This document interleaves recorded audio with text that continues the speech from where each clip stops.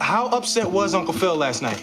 Well, he did something I've never seen him do in all the years I've been here. What, a sit-up? Fresh Prince of Bel-Air, 1990. Cast breaks.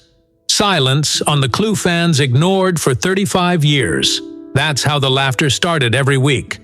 But America's favorite family, gathered in the grand halls of a Bel-Air mansion, harbored secrets no camera would ever show. For 30 years, the Fresh Prince of Bel-Air was a symbol of love, joy, and lessons delivered with humor and a touch of wisdom. Yet beyond that carefully engineered perfection existed conflict, heartbreak, and a hidden saga that changed lives on and off screen. Today, we pull back the curtain on the show that became a cultural heartbeat and expose the real, raw journey of its cast. A tale of ambition, misunderstanding, loss, and, ultimately, healing. The genesis of a prince. Most stories about legendary sitcoms begin with a brilliant script or an inspired casting moment. Not this one. This story starts with a young man about to lose it all.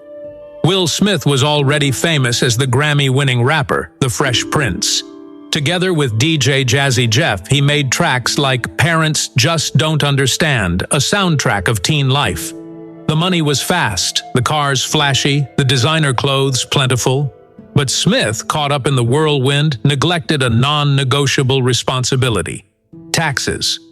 For 2 years, from 1988 to 1989, he didn't pay the IRS a dime. Their response was brutal: a $2.8 million debt, possessions seized, income garnished. Suddenly, Will Smith was broke. He was forced to sell everything he owned in Philadelphia. And with his rap career stalling, a girlfriend urged him to attend a party. That party would change everything. There, he met music powerhouse Benny Medina, who'd one day manage Jennifer Lopez. Medina shared the story of his own life, a streetwise kid who landed in the upscale world of Beverly Hills. At that moment, legendary producer Quincy Jones decided to stage an audition. Right there, in his living room. Smith had never acted, never even auditioned, but with studio execs surrounding him, he summoned his courage, performed on the spot, and landed the role of a lifetime. This wasn't an artistic gamble, it was pure survival. For the first 3 years of the show, the IRS took most of Will's paycheck. The anxiety was so high he'd memorize everyone's lines, mouthing them even as others spoke, desperate not to make a mistake. His whole future was riding on this Hail Mary. Inside the bank's perfect home, through sheer will and some very real chemistry, the cast of The Fresh Prince gave America something new, a sitcom family that felt aspirational, but never out of reach. Uncle Phil, portrayed by James Avery, towered over the set with Shakespearean gravitas, both in stature and in spirit. On Will's very first day, Avery marched over to him, told him to take his feet off the table and fix his cap, setting the tone for every lesson that would come afterward. Alongside him, the endlessly lovable Carlton Banks, played by Alfonso Ribeiro, invented a dance in rehearsal that would go viral decades before the internet existed. The script merely said, "Carlton dances." So Ribeiro improvised, blending a bit of Courtney Cox's moves from Springsteen's Dancing in the Dark with Eddie Murphy's White Guy dance from Delirious. It became a defining pop culture moment of the 1990s, instantly recognizable to this day. Every cast member contributed to the show's authenticity. Karen Parsons fought hard to keep her character Hillary honest. At one point, writers wanted to morph Hillary into a generic, strong black woman trope. But Parsons argued that her flaws were what made her real. She won, and Hillary's superficiality became perfectly, hilariously true to life.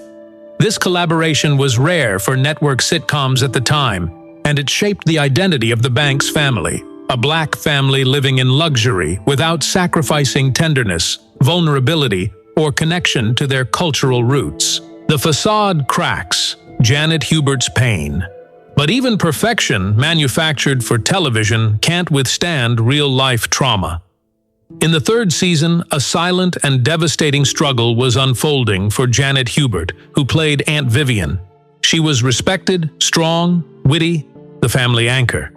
Yet away from the lights, she endured an abusive marriage and became pregnant as the pressures of work intensified. Isolated in her pain, unable to find solace at home or on set, Hubert's mood changed. The laughter faded. Young Will Smith, only 21, didn't recognize the signs of suffering. He saw only a disruption to the show's positive energy. Pressured by the enormous stakes of his own problems, he failed to see her struggle, a mistake Smith would later painfully own. The public saw a rift. The truth was a woman suffering in silence, delivering Emmy-worthy performances while battling crises no one could see. A feud for the ages. When the third season wrapped, network executives presented Janet Hubert with a contract offer she could not accept. Severe pay cuts, less screen time, and a restriction that wouldn't let her seek other jobs. With a new baby and an unemployed husband, it was an impossible choice. Believing they would renegotiate, Hubert declined.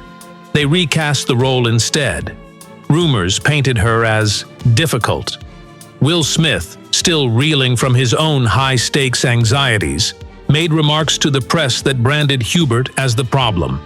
For a black actress in Hollywood, this was a career-ending accusation. Overnight, her reputation vanished. Her career was over, family ties strained, her place in the industry erased by the words of a stressed-out young star.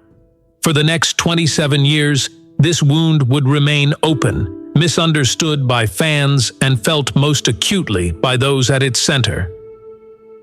The two faces of Aunt Viv. Daphne Maxwell.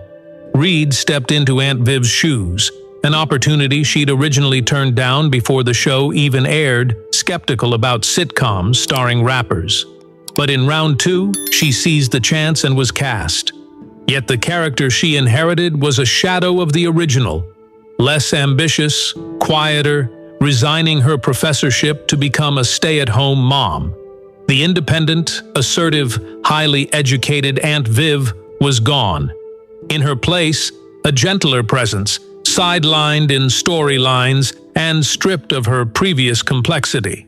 It was more than just a casting change. It was a reshaping of the family's very foundation, felt keenly by the audience, though many couldn't quite name what was missing. Reunion, reconciliation, rebirth.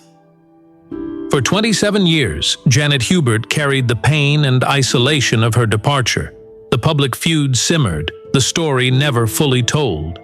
Then, in 2020, the cast reunited for HBO Max's 30-year anniversary special. Will Smith knew.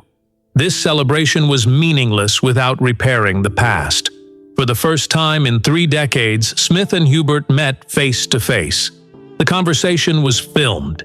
It was vulnerable, raw, and deeply moving. Hubert spoke of her losses, career, relationships, her very sense of self. Smith listened, ashamed of the pain his words had caused, finally comprehending the depth of her struggle. He apologized. "You're still my Aunt Viv." They both cried. They both apologized. There, surrounded by the old set and the rest of the cast, including the 2 actresses who played Aunt Viv finally meeting for the first time, healing began. Real healing. Today, Smith and Hubert regularly exchange texts, a friendship born, at last, out of apology and understanding. The family after the finale. When the series ended in 1996, each cast member went their own way, but their post-show journeys would be as surprising as anything written in the scripts. Karen Parsons, the heiress obsessed with fashion and status, reinvented herself as a children's author and founder of a nonprofit creating animated films on overlooked Black history. Tatiana Ali, sweet Ashley Banks, attended Harvard while maintaining a music and acting career, and is now a mother of 2. Joseph Marcel, the ever-dry butler Jeffrey, became a celebrated Shakespearean actor, gracing stages worldwide with the Royal Shakespeare Company, even playing King Lear. Beyond the core cast, the Fresh Prince welcomed guests who would become legends themselves. Tyra Banks, trying out in a t-shirt and basketball shorts, won the role of Will's Philly girlfriend. Queen Latifah starred twice, as both a boss and an object of Will's misguided teasing. Don Cheadle, future Oscar nominee, guest starred and nearly landed a spin-off. And DJ Jazzy Jeff, Will's real-life best friend, continued to produce, mentor, and shape the music industry, their friendship unbroken to this day. The true legacy. No sitcom remains beloved for so long without tapping into real truth. The Fresh Prince of Bel-Air isn't just remembered for jokes, dances, or even its heart-stopping theme.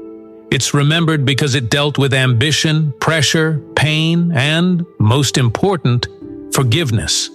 The perfect family was flawed, just like any real family.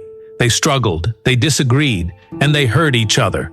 But when the time came, they found their way back, with honesty, maturity, and grace. The most important lessons weren't in the scripts at all. They were in the real-life journeys of the people who filled that grand mansion. 30 years later, those lessons finally came into the light. Walking through laughter, struggle, and reconciliation, the story behind the Fresh Prince of Bel-Air stands as a testament. No matter how far things fall apart, healing is possible if we're brave enough to face the past together. The prince may have started desperate, but he and those around him emerged changed.